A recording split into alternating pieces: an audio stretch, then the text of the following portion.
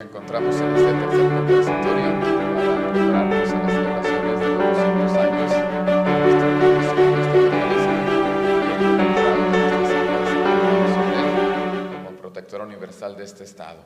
Hemos tenido dos conversatorios anteriores donde hemos meditado, donde hemos reflexionado sobre la evangelización y la pacificación, los inicios pues desde la Nueva Galicia 300 años antes de nuestro estado de Jalisco, la identidad regional. El último conversatorio estuvimos hablando sobre la declaración de la Virgen de Zapopan como general de armas del ejército insurgente de la Nueva Galicia y también su nombramiento en 1823 como protectora de este estado.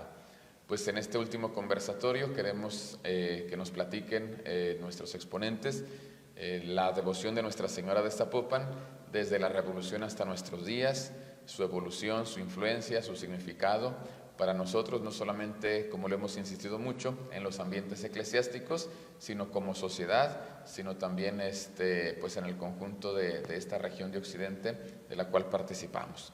Nos acompañan ahora el presbítero licenciado Armando González Escoto, el doctor Francisco Velázquez y el maestro Román Ramírez Carrillo, a quienes pues les cedemos la palabra para que nos vayan ilustrando en esta última parte de nuestro conversatorio. Gracias. Bueno, me gustaría un poco como ubicar o hacer una especie de cronología cuando se habla de la devoción de Nuestra Señora de Zapopan, de la Revolución a nuestros días. Estamos hablando de 1911, en que es la Revolución Maderista, al 2023. Bueno, me gustaría establecer inicialmente los periodos. De 1911 a 1917 hay un proceso, primero la revolución de Madero y luego la revolución para vengar la muerte de Madero, que origina una persecución religiosa que podríamos llamar caótica, porque no es que se esté ateniendo a un decreto en específico. Y por supuesto que ese periodo caótico afecta relativamente el culto de Nuestra Señora de Zapopan, específicamente el culto público, porque hay un culto privado que es permanente y que cada quien le da pase lo que pase, y hay un culto público que sí se afecta porque es como la entraña de esta devoción, el culto público.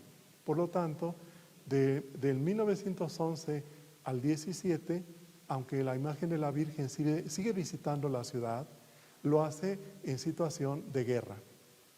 Después la Constitución del 17 vuelve a retomar las leyes de reforma, les da nuevo vigor e incluso añade otras. Y comienza una persecución que podríamos llamar legal o jurídica. Las leyes la están favoreciendo. En el 18 se codifican 4 artículos persecutorios, en fin, es una etapa sumamente complicada y de etapa al 26, tensa. La tercera etapa es la etapa de la revolución cristera y la suspensión de los cultos, del 26 al 29. Al suspenderse los cultos, se suspenden las visitas de la Virgen a templos, pero no se suspende la romería de octubre, que no es por el 5 de octubre, sino que aún con la suspensión de cultos hay romería 26, 27 y 28, 3 años. Porque, bueno, la romería finalmente era que la cantidad de gente que de Guadalajara se trasladaba a Zapopan. En el 29 vuelve a ser una etapa, los arreglos que van a suavizar la relación iglesia-estado. La etapa sigue siendo muy tensa. Hay que esperar hasta el 42, el cuarto centenario de la fundación de la ciudad de Guadalajara, para que con los cambios de gobierno, tanto estatal como nacional como municipal, los arreglos empiecen efectivamente a cumplirse en el sentido de no presionar la aplicación de las leyes persecutorias.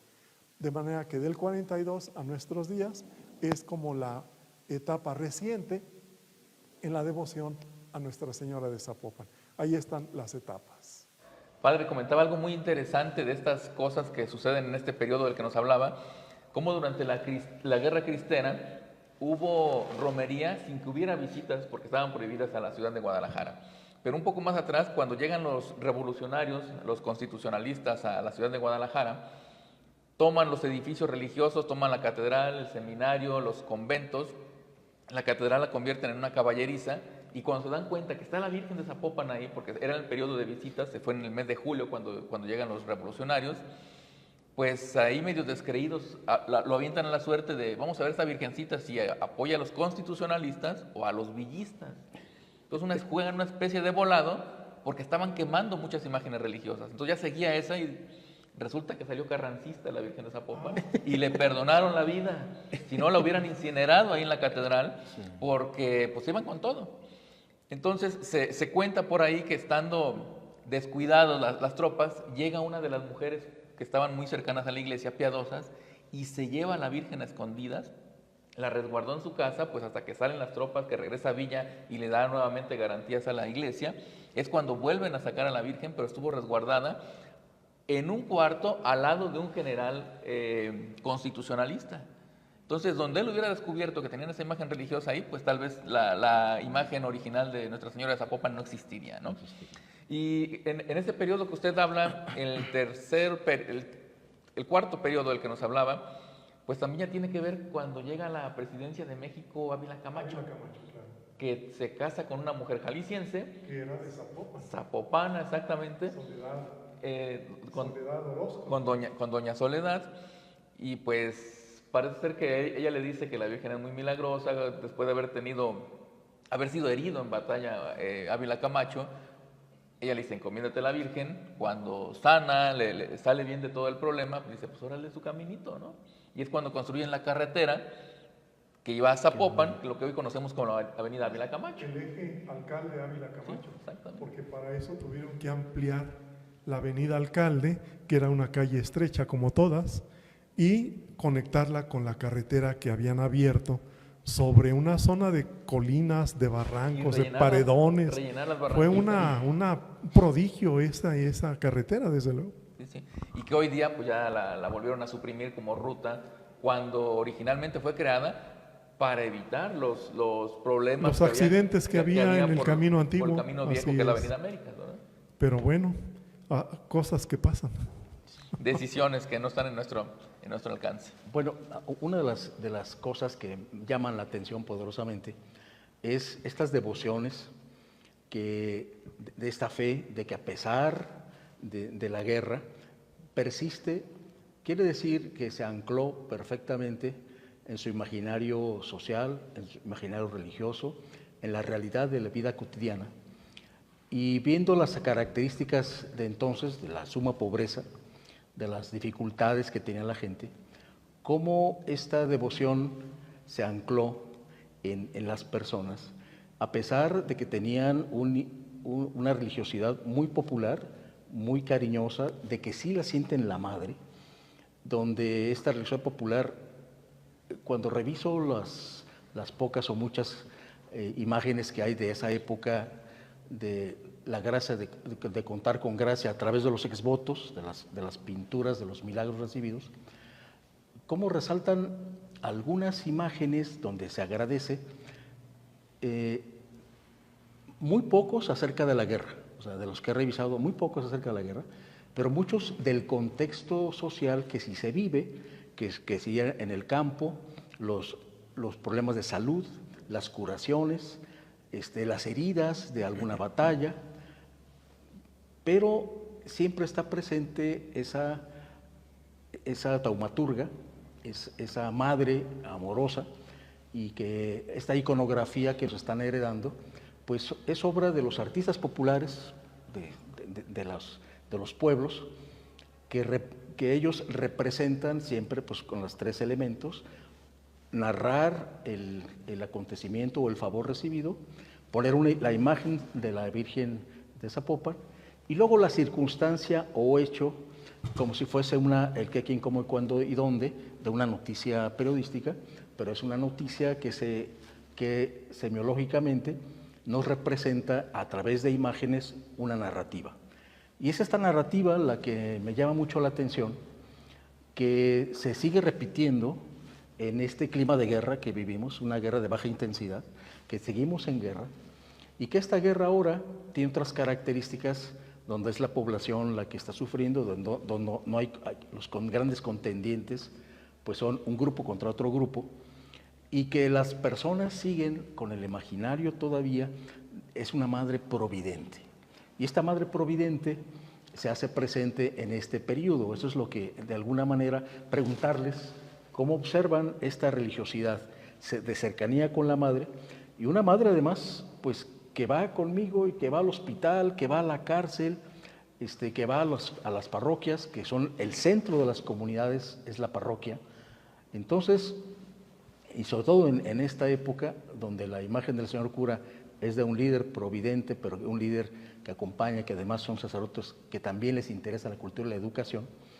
Y ahora tenemos un contraste donde tenemos un entorno de un tejido social roto, pero que la presencia de la Virgen sigue ahí, y que las personas cuando van en la romería tienen dos actitudes: de esta enorme fidelidad de una madre amorosa, y la actitud, los que van caminando en la peregrinación de Catedral a Zapopan en el regreso, no van bromeando, no van chistorreando, no, van acompañando a la generala, a la madre, y donde la fe se expresa y las actitudes del rostro son distintas. Entonces, a mí eso es lo que me ha llamado la atención, en observar cómo se sigue fortaleciendo esta devoción. Todavía hasta mediados del siglo XX existía mucho el pique, el reto entre las pocas parroquias que había en Guadalajara, que prácticamente se limitaban a lo que es el centro, por ver quién recibía mejor y quién hacía mejores festejos para recibir a la Virgen de Zapopan. Y además los cambios eran por la mañana, no eran por la tarde como hoy día. Entonces, quiénes adornaban mejor sus calles, quiénes tenían a los mejores predicadores, quiénes quemaban más pólvora. Entonces, iba muy de la mano la religiosidad popular con la religiosidad oficial, ¿no? Con la parte litúrgica. Se disputaban a los canónigos, traían obispos de otras ciudades a predicar en sus iglesias, porque existía verdaderamente ese gusto por tenerla, un triduo, un novenario, dependiendo la importancia de las iglesias de Guadalajara en la época. Hoy día no se da esto porque por la gran cantidad de parroquias pues va día tras día cambiando de lugar, inclusive hay 2 cambios en algunos días, por la mañana y por la tarde, pero eso también puede haber generado una especie de ruptura entre la gente que la tenía 3 días, 9 días, que acudían a la veneración con un gran fervor. Ahora pues nada más verla de pasadita, tal vez visitarla un momento por la noche y al día siguiente ya se fue. Ahora también la situación social ha cambiado. Sí. Anteriormente la gente trabajaba únicamente tal vez de 8 a 5 de la tarde y nada más. O sea, era una Guadalajara muy pueblerina, muy quieta, muy tranquila. Ahora trabajamos prácticamente todos en casa, en horarios muy diversos, y eso pues va interrumpiendo las cuestiones de la cercanía de las personas con los actos religiosos. Por ahí me comentaba un amigo que siempre ha sido muy anticlerical y decía, es increíble que el neoliberalismo que odiamos, esos socialistas de los años 50, 60, haya venido a romper con las creencias religiosas por lo que tanto luchamos nosotros y nunca pudimos. Nosotros íbamos en contra de la Semana Santa, íbamos en contra de la romería, nunca pudimos hacer nada en contra de eso. Y ahora la cuestión económica, sin decir agua va, lo ha logrado con la mano en la cintura. Entonces creo que eso ha generado un poco los cambios en la forma como se desarrolla el culto, la veneración a la Virgen de Zapopan, pero la esencia ahí queda, el fervor sigue quedando, y los tapatíos la siguen adoptando como su madre, como bien decía Román. O sea, en la romería es muy importante ver la actitud de la gente, cómo van en compañía de... Yo he entrevistado a varias personas y tengo incluso amigos que dicen, yo no me paro a misa en todo el año porque me caen gordos los padres, pero voy a acompañar a mi madrecita a la romería porque es la Virgen. Entonces, son actitudes un tanto de religiosidad popular extraña, claro. Porque a final de cuentas la romería es un acto oficial de piedad religiosa, claro. Y gente que dice, yo no me identifico con la iglesia, pero sí con la Virgen de Zapopan. Entonces, esa es la identidad que genera Y por eso esta frase de que en Jalisco todos somos zapopanos, creamos o no creamos, todos somos zapopanos, ¿no? Entonces, pues es de las partes rescatables de este fenómeno socio-religioso que es la Virgen de Zapopan. Sí, a propósito de lo que comentaban, el problema de las visitas a los templos comenzó en la década de los años 60. Obvio que en la época virreinal en Guadalajara había 19 iglesias. En cada iglesia la Virgen estaba 10 días y 2 veces en catedral. El novenario en julio, que es cuando llegan los obregonistas, porque ese novenario duró hasta el 70 del siglo XX. Y luego otro novenario en octubre. Entonces sí, había esa posibilidad, pero al expandirse la ciudad, aquel año tan celebrado del Tapatío 1,000,000, no calculábamos todas las consecuencias que podría traer, buenas y malas, ¿no? Y sí, efectivamente aumentó el número de iglesias, de parroquias.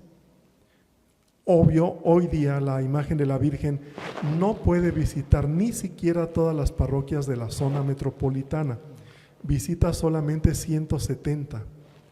Y a veces, como decías, doctor, en la mañana va una y en la tarde a otra. Toda la gente quiere que vaya a su templo y eso también ha roto un poco la tradición, porque la tradición es que la Virgen visita la ciudad en tiempo de aguas, de junio a octubre. El obispo Martín Rábago amplió el periodo del 20 de mayo a lo que ya era el 12 de octubre.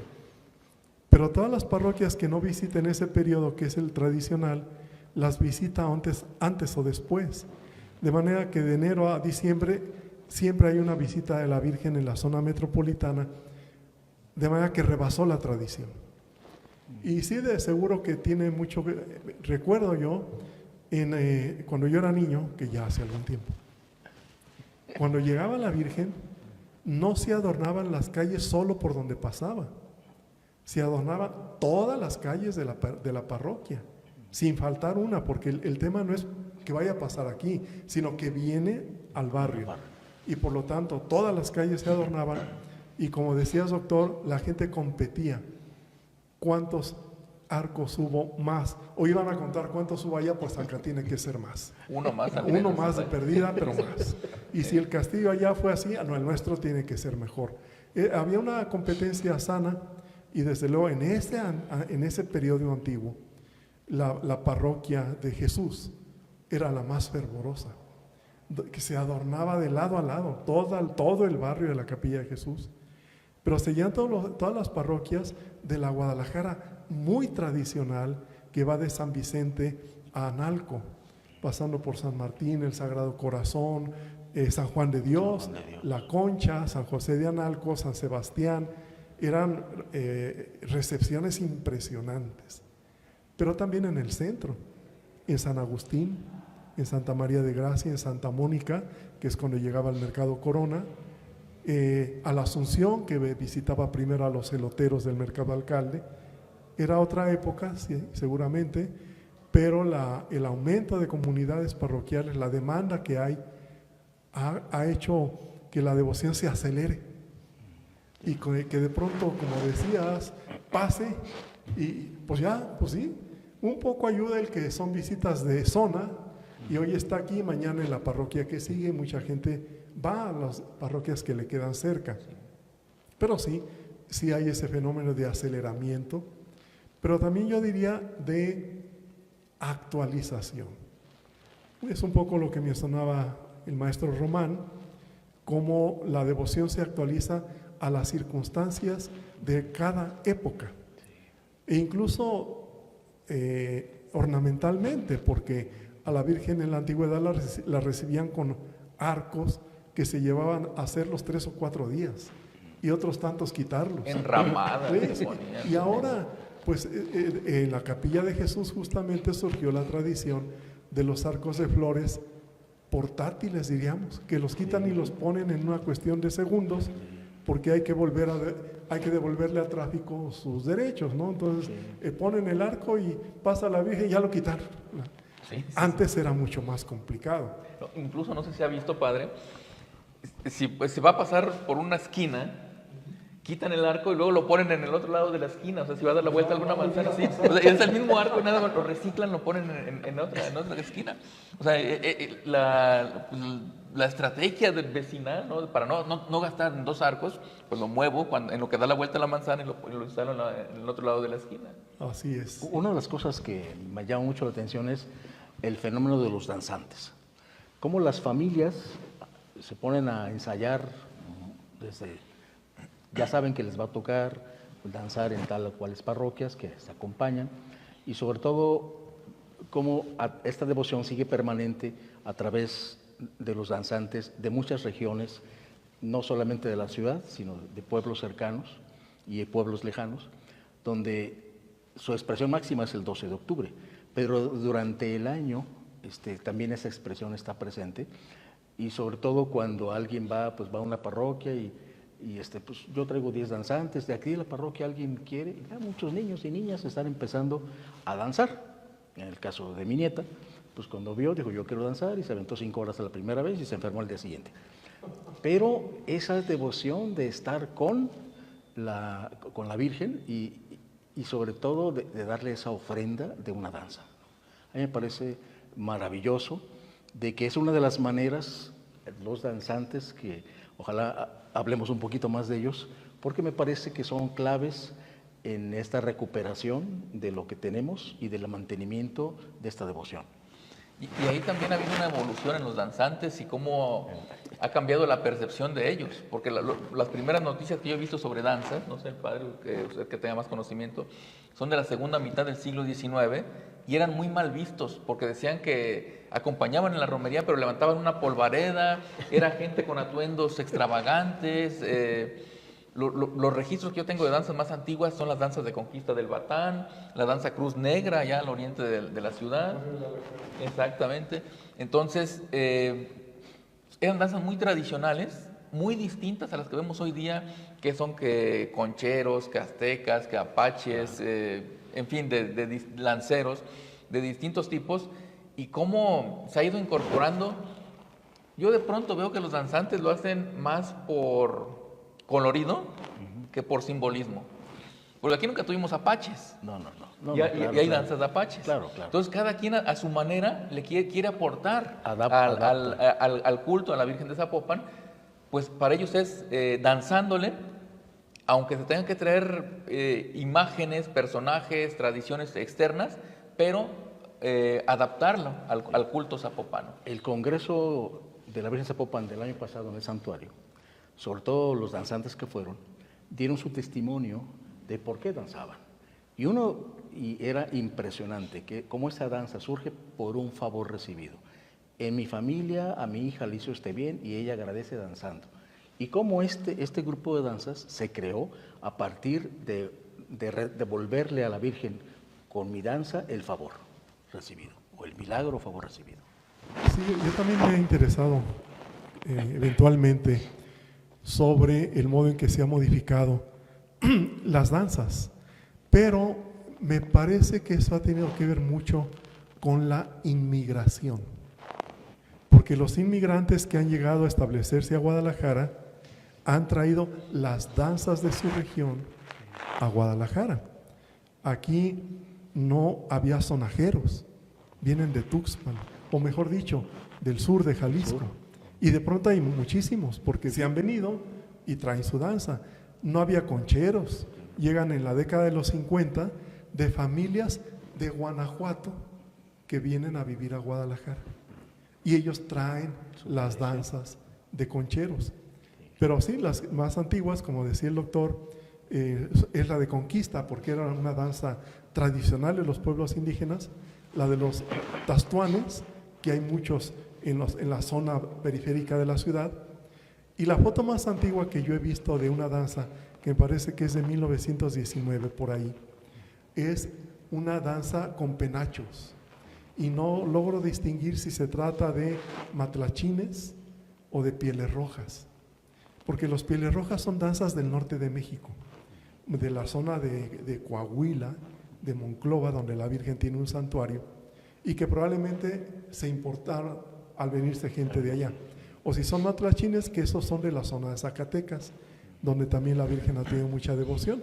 Pero sí, efectivamente, hoy día la romería sobre todo es un mosaico de todos los tipos de danza que existen en la mayor parte del país, sea porque vienen de allá para ese día o porque son danzas que salieron de migrantes de allá que se establecieron en Guadalajara. O viceversa, gente de aquí que se fue a otros ¿Que se fue lugares para allá? y vienen danzas de Querétaro, de Nuevo León, del Estado de México. Entonces sí es muy interesante este fenómeno de movilidad. Ahí en mi parroquia de Lomas de la Primavera fue el padre Armando a darnos hace poco una conferencia sobre la Virgen de Zapopan, y recuerdo que él empezaba preguntándole a las personas quién era de Guadalajara, y pues la sorpresa es que la inmensa mayoría de los fieles que estaban reunidos en la parroquia no eran de allí, y tenían pues la motivación de recibir muy bien a la Virgen, y de hecho así lo hicieron. Y en este tema de las danzas, por ejemplo, vienen mucha gente en mi parroquia de Michoacán, y participan con mucho gusto en la llegada de la Virgen de Zapopan, y ellos también van teniendo ya cada día más participación en la romería.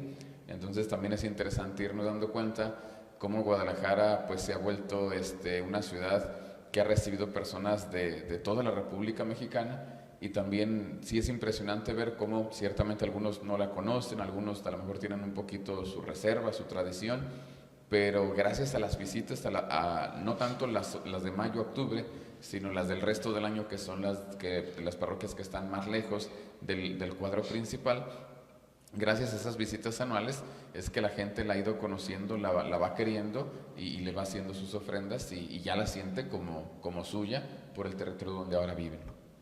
Algo que me han comentado algunos amigos a quienes he invitado a que venir a la romería, o cuando visita alguna parroquia, para que vean, porque yo les cuento cómo son las visitas, y dicen, en pleno siglo XXI todavía hay tanta parafernalia. Le digo, vamos para que vean y que no les estoy mintiendo, ¿no? Entonces ven la recepción, ven el movimiento, el colorido, el fervor, y lo que más les llama la atención es las danzas, porque dicen, ¿cómo es posible que haya danzas aztecas que sí las conocemos, pero se utilizan más como reivindicación de la cultura prehispánica que como un acompañante religioso? Dijo, incluso pueden ser un tanto contestatarias a la cuestión religiosa que vino con la conquista. Dijo, y aquí no, aquí está incorporada al culto religioso.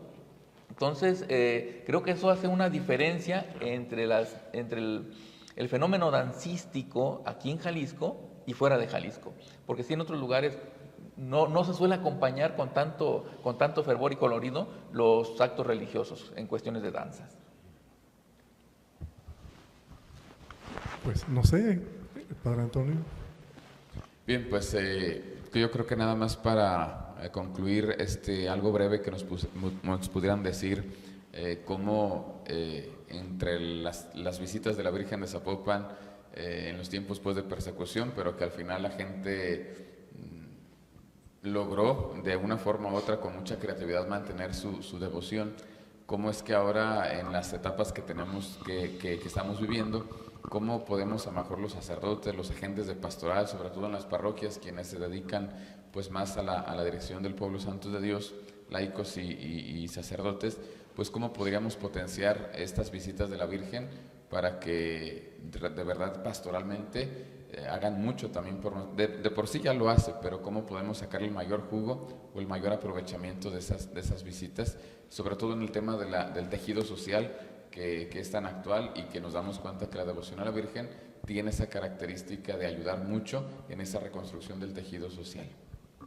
Bueno, pues como conclusión yo diría brevemente que la piedad popular es como la última oportunidad para la comunidad cristiana de poderse restituir de la crisis que el secularismo le ha producido, y de que aquí se habló mucho, le ha afectado más a la Iglesia el capitalismo liberal que el socialismo izquierdista. Bueno, la piedad popular es la última oportunidad de la Iglesia para reconstruirse como comunidad. Y también como un medio de evangelización, la piedad popular, porque es la manera de llegarle a los jóvenes, sobre todo, con cuestiones más dinámicas, más atractivas para ellos, que las cuestiones un tanto más monolíticas del ritual. Entonces creo yo que las visitas son un excelente medio de evangelización, siempre y cuando haya una estrategia parroquial para aprovechar ese movimiento en beneficio de captar la atención de los habitantes de su parroquia, tal cual, sobre todo los jóvenes son los que más me llaman la atención.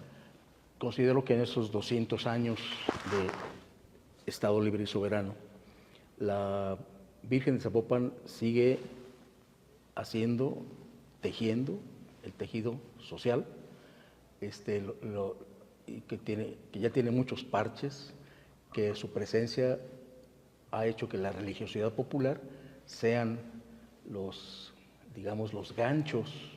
La religiosidad popular son los ganchos, que el hilo de la fe, que el hilo de la solidaridad, que los hilos de la paz se estén tejiendo.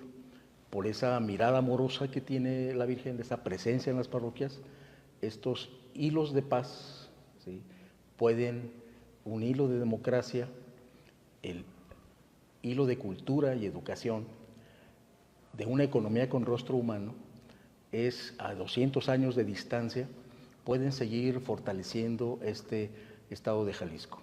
Ya con J, no con X como era en el pasado, que hasta 1836 ya es con J, ¿verdad? Pues sí, nos hemos dado cuenta que son 500 años, 300 que precedieron a lo que es tal cual el estado de Jalisco, los inicios, la evangelización, la pacificación, la identidad regional, y 200 años pues de acompañarnos y de caminar ya como un estado tal cual, libre, soberano, constituido.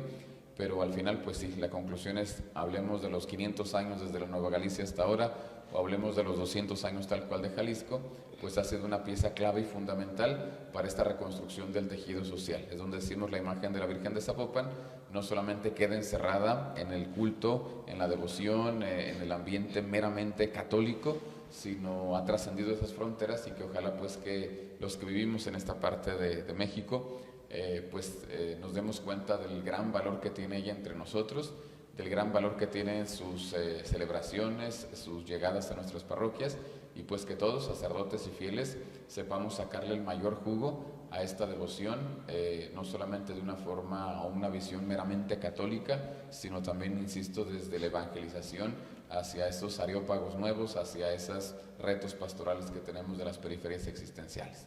Pues les agradecemos a todos su participación en los 3 conversatorios, y sobre todo en este último, que nos ilustró mucho y que nos ayudó a conocer más esta devoción de la Virgen y su importancia en el occidente de México y en nuestro libre estado de Jalisco.